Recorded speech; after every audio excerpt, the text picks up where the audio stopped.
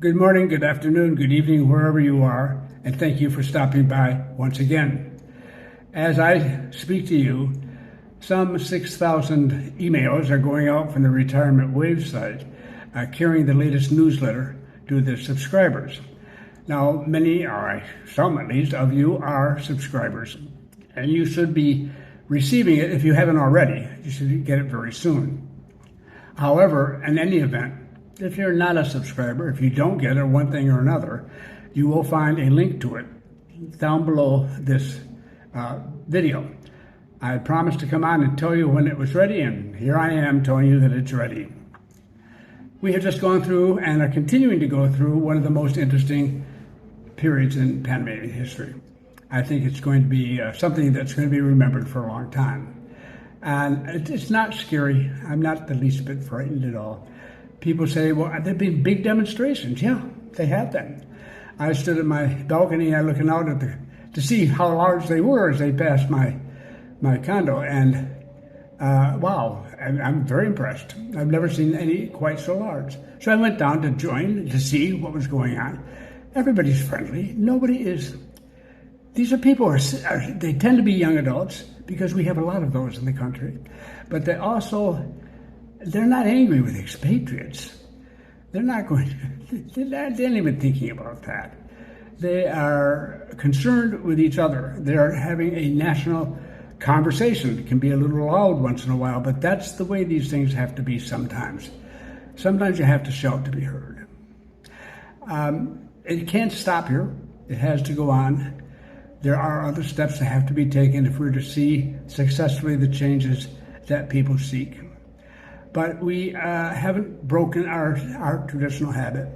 You must remember that this is a city, a global city of people from all over the world, and they come from countries, some of them, for whom violence is just automatic whenever you have a demonstration, or they come from others where screaming invectives or angry words at each other is just common, and big face-to-face confrontations and all that. We don't do that.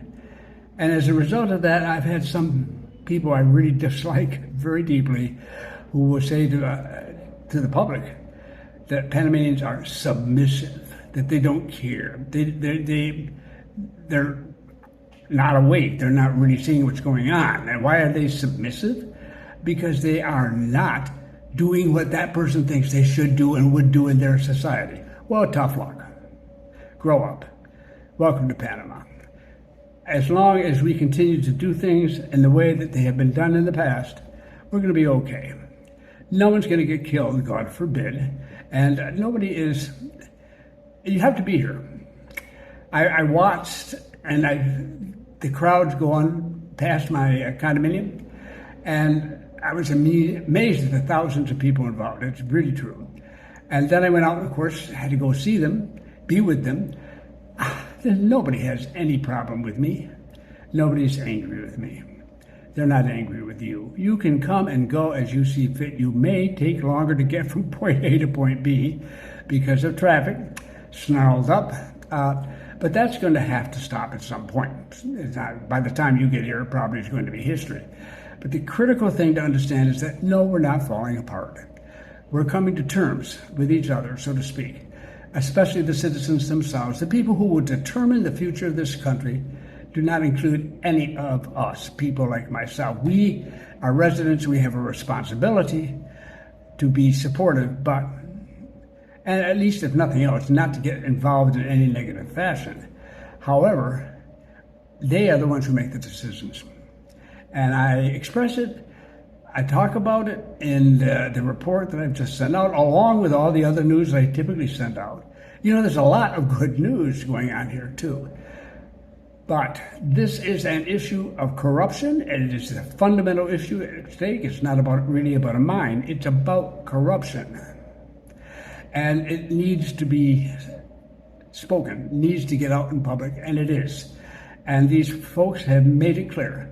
Even in pouring rain, which we need, by the way, but even in the pouring rain, they marched on. And I was proud of them. Because if you can't stand up, speak for yourself, no one's going to speak for you. they stood up and they've spoken for themselves. Now we get to move on because it's a much broader community of Panamanians. They're all different opinions and viewpoints there. And in families all over the country, right now, this weekend, they will be talking about it. And they'll continue to do that. And there's a lot of opinions that will be shared. And we are at the beginning stages of the political campaign for the elections in May of next year. So there is a target date. And there are candidates out there, and now they are challenged because they have got to respond to all this. It should make for a very interesting election campaign. And we will wait and see what the results are. But that's down the road. And as in the past, it will be done honestly and fairly, as it always has been here in Panama. Well, since the change in the last century. I am, how do I put it? I said, basically, I made a suggestion. You'll read it if you read the report. It comes near the end. To the people whom I know, my friends and neighbors here in Panama, as to how they might think about it, how they might consider it. Because I know that many people think they should follow a model. They should have a mentor, And I talk about that a little bit, and I've found a model for them. And I think it's the best possible model. And I have shared that with those who read it. And I hope that they find some sense in it. But for everybody, I tell you, come to Panama. Don't worry about it. Nobody's angry with you. Nothing awful is going to happen. And you might have to take a little longer to get somewhere, if the traffic snarls up. But that is probably going to have to come to an end. As long as no expats, wherever they come from, don't get involved to cause a mess or something of this sort, and God forbid that happens. But if it's not going to be appreciated by Panamanians, I can assure you. But unless that happens, this should be perfectly okay, and we should come to to the next step. Oh, and I should say something too. If you do see some of the websites, they get a kick out of this, they're going to make money off it. Trust me, they're going to be making money off it, and advertisers, and views and sales of this, that. They're going to make outlandish statements and so on. You'll see videos, and as I've seen them, they're rat-a-tat-tat in the background. You think, oh my God, they're firing guns. No, they're not. Those are firecrackers, and they're traditionally used for that purpose. It's a little bit, because Panamanians don't shoot guns at each other. And yet I think they feel, as some of the people do, that they've got to sound like they're really fierce, And they use fireworks. And they shoot the fireworks off at the police, which leads to some injuries, but it's just nothing new and novel and different there either. This is so different. If you've ever, like me, seen, let's say, a demonstration, if you want to call it that, in Paris, when times are tough and people's anger is strong, you will see in half an hour there what we have yet to see in a week here. And it's just not the end of the world at any stretch of the imagination. No, this is a good country with good people, and they're hard at work. And this is part of it. It's part of their job as citizens of the country, and they take it seriously. They are patriots. They won't destroy the country in an attempt to save it.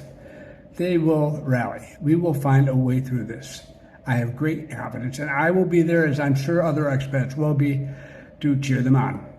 So that's it. I hope you enjoy the report, or you make use of it if it's of value to you, and I look forward to seeing you again.